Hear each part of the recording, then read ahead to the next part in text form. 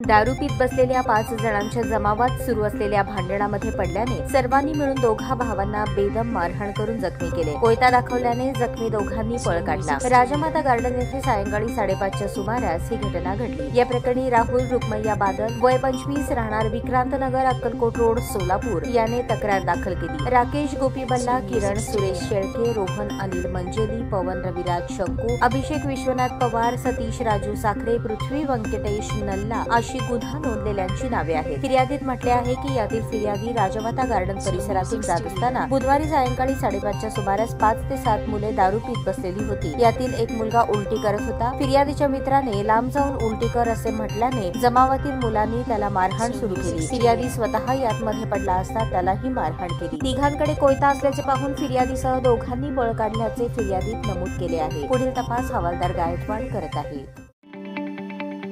ताज्या बातम्या पाहण्यासाठी प्राईम महाराष्ट्र न्यूज चॅनलला सबस्क्राईब करा।